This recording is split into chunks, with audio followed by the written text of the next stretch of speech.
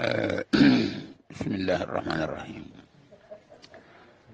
onon bandiraɓe wonɓe dudal ngal walla wonɓe fedde nde walla wonɓe dingiral ngal, onon fof mi wi on assalamu aleykum wa rahmatullahi wa barakatuh.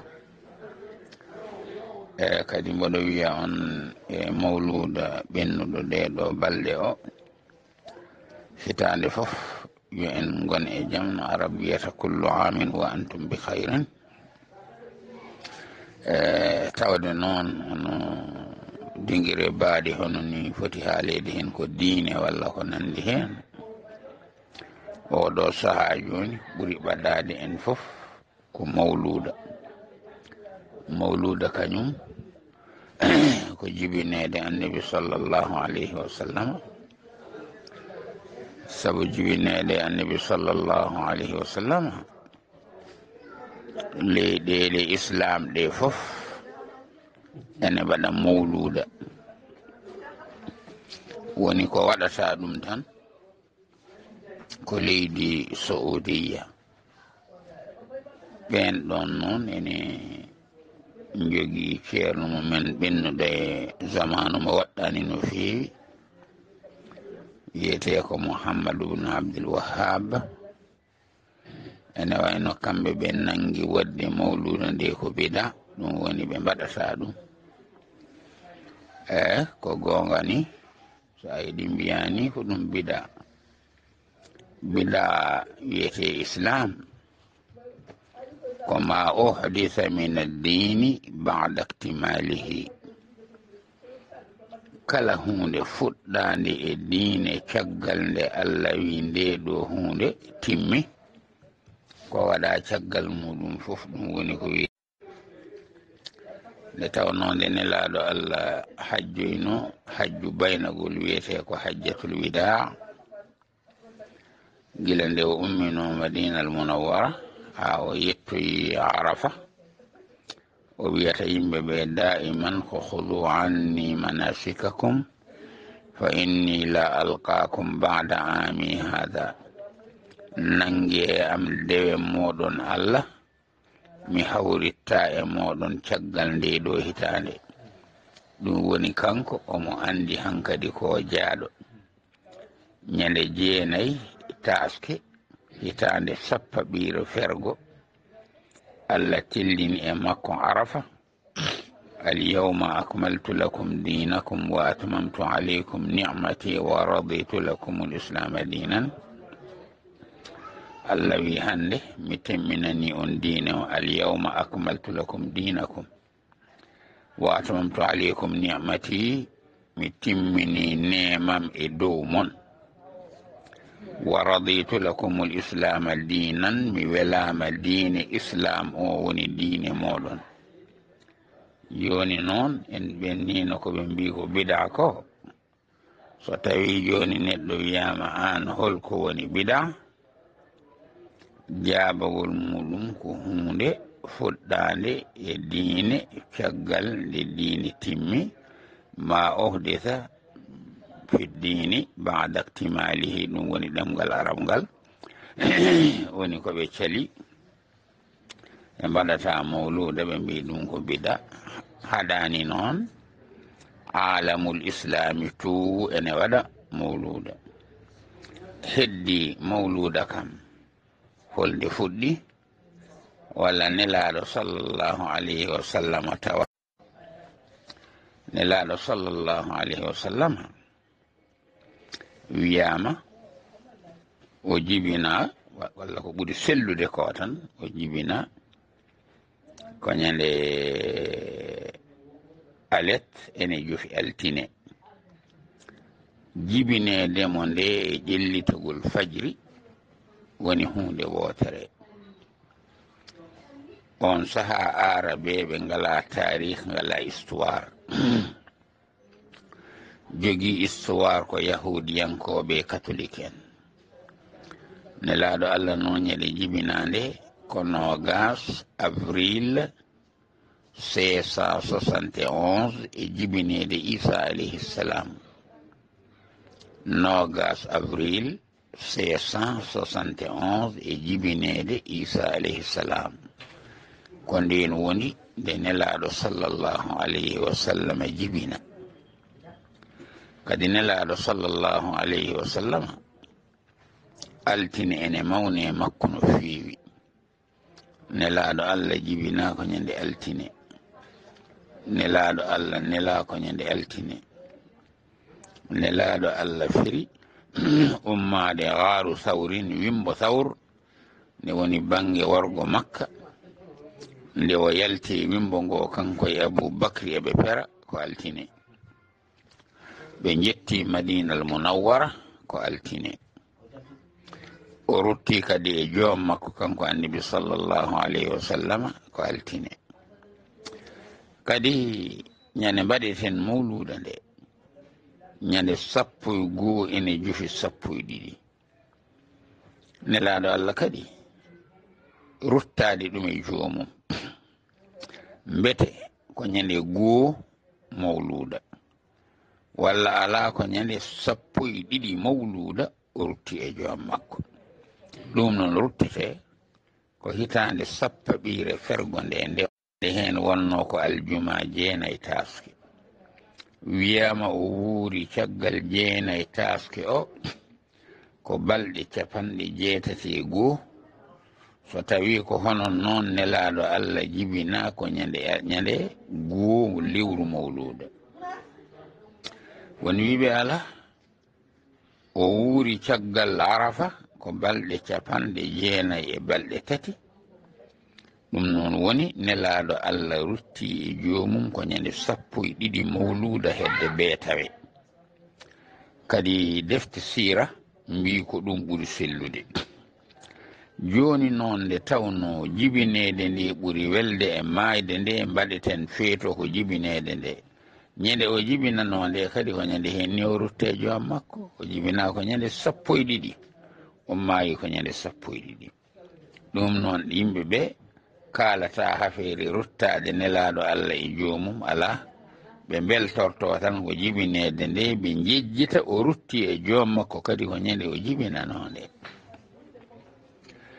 ene selli nelaɗo Allah sallllahu alayhi wa sallam o waɗani mawluda, alani ko haali mawluda, sahabaɓe mbaɗani mawluda, rewɓe sahabaɓe mbaɗani mawluda, ko histoire mawluda jiɗɗen haalde. mawluda waɗa ko misra, fergone yara duuɓi 300 duuɓi 35. laamu ene wonno misra wiyete ko alfatimiyuna, ɓe mbi ko ɓe jalti koye fadimata binta ɓi nelaɗo Allah o, ko ɓen puɗɗi wadde mawluda. heddi noon mawluda on reɓane yaha bangeji fof, funnangue hirnangue rewo worgo, mawluda on e yaha, mawluda ne yaha, mawluda ne yaha. enen noon diwan meɗen o, Fuuta meɗen o, mawluda nde are meɗen nde ko fergone yara duuɓi 1350. jibinanoɓe mawluda ha joni enen guuri. kadi adi wadde mawluda e diwan Mauritanie Sénégal, enen wonande haalpularen ɓe, adi wadde ɗum ko Alhaji Malik radiyallahu anhu. nde o waɗi ɗum nde omo wonde goto e seernaɓe julfuɓe, mi yejjiti inde ceerno o, kono jeeya ko wuro ene wiya Raw, woni ko hakkude Saint-Louis e Louga en. ko ɗon o jeeya e ceerno wiyete ko Rawane Ngom walla Rawane kada o wiyete. hitande mi mbaɗi mawlude nde e uni ko muudo gawri e dammuwol gotol, ɗum ɓe mbaɗiri mawluda. hitande reftude hen nde ɓe mbaɗi ngaari. almolɓe noon fuutankoɓe janngunoɓe Alhaji Malikin radiyallahu anhu, nden ɓe kooti gure maɓɓe, kamɓe ne ɓe mbatti wadde mawluda hono ko ceerno maɓɓe o waɗata ko koni mawluda arde men. so tawi ko enen ñaabinanaɓe mawluda o addi ɗum ko Alpha Amadou Dia, on ko almudo Alhaji Malik toon o jannganno toon mawluda ene waɗe toon nde no arti ko kanko addi mawluda sayidi mbiya e ñaabina kanko addi hen mawluda min jiimo ni kono on saha ala ko min gandi no feewi no feewi woni mawluda holko haalete e mawluda haalete e mawluda tan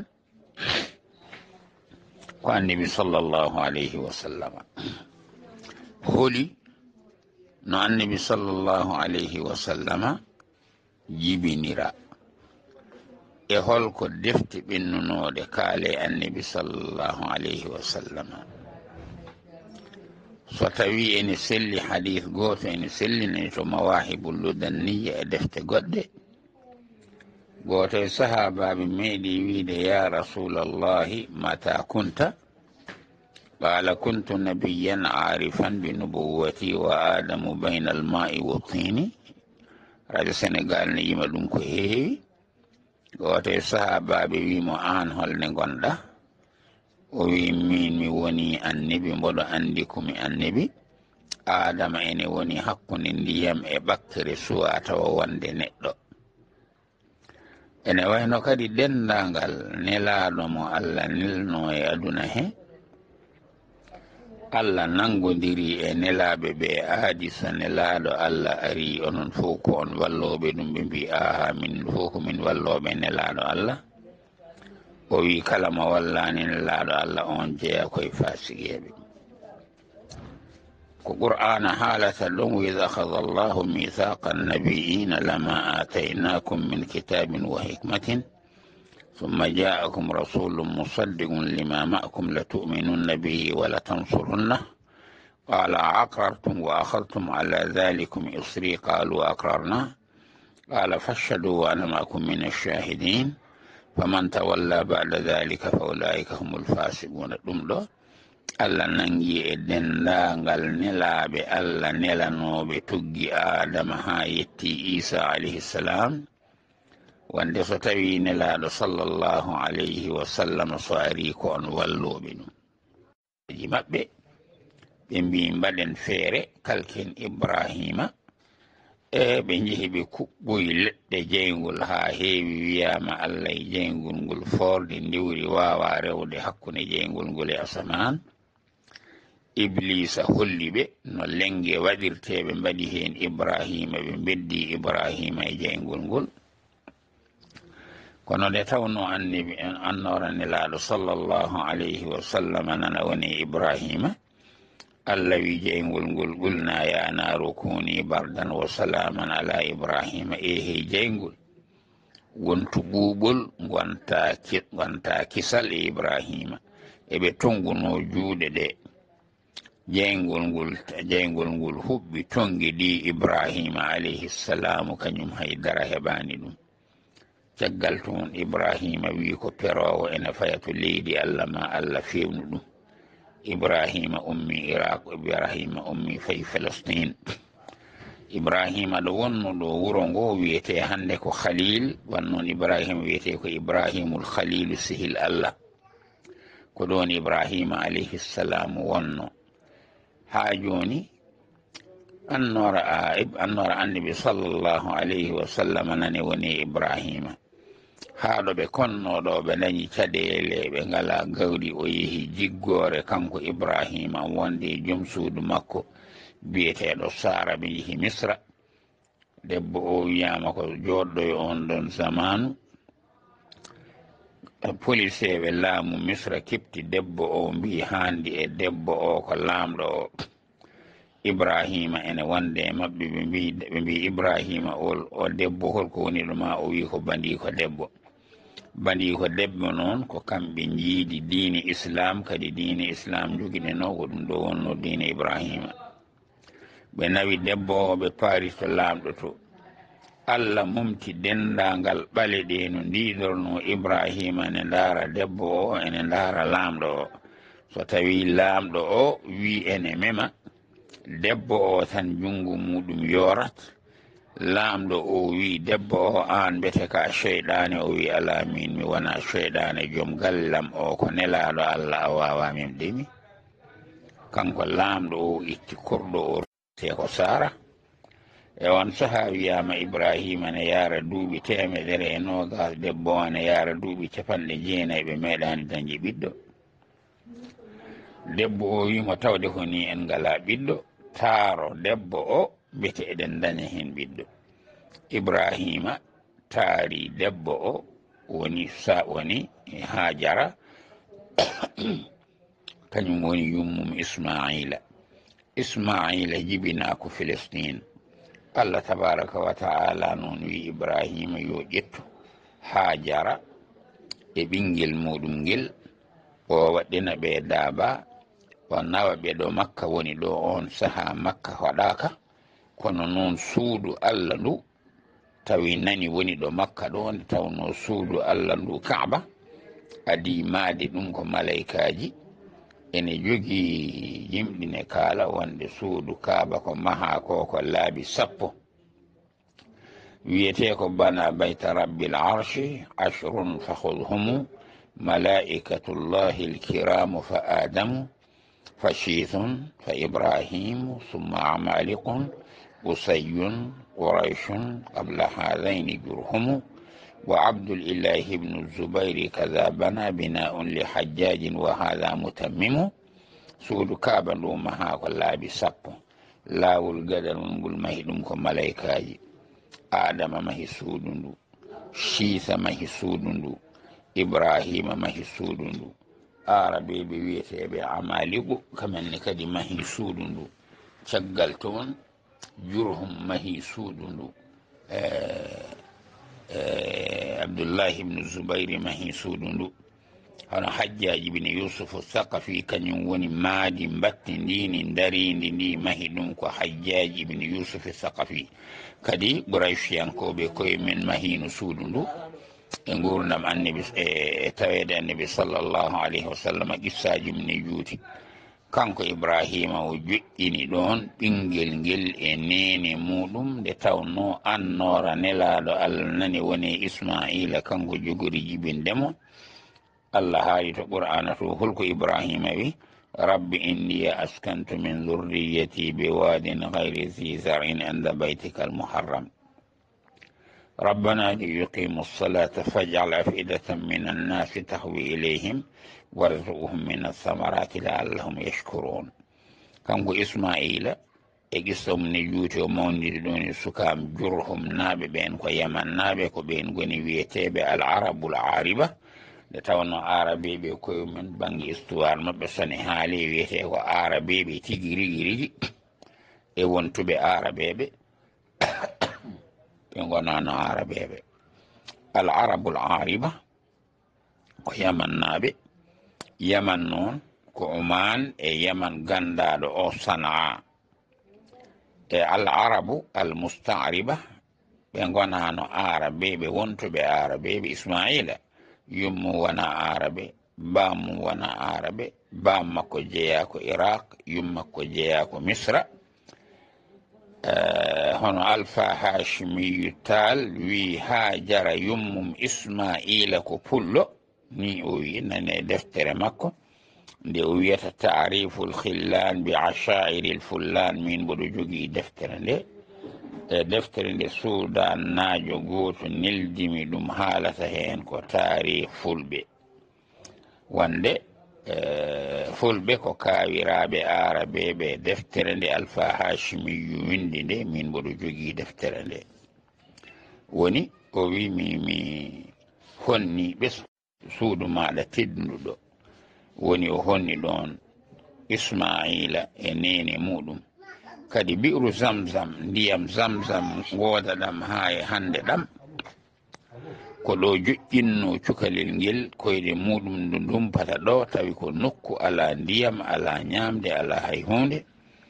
ndiyam ɓuli ɗo koyɗe ɗe dumpata ɗo kanko Hajara o ummi to Safa e Marwa to yahanno to ko ɗum yimɓe ñemtintamo.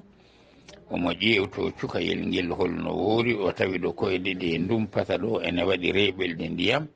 reɓelde ndiyam nde ene wiya ene waama. o wi zummi firti ko rendu. ndiyam ɗam rendi nelaɗo sallllahu alayhi wa sallam wi ɗo رحم الله إسماعيل لو لم تقل زمي زمي لكانت نهرا تجري في مكة. o wi so tawi Hajara wiyano nde reɓel ndiyam nde yo rendu wonanno ko caangol Zamzam ene doga e nder Makka. Ismaila noon mawnidi Jurhum naaɓe ɓen ɗon ko arabeɓe. kanko Ismaila o watti haalde lugal arabiya, woni annabi sallllahu alayhi wa sallam yalti koye Ismail.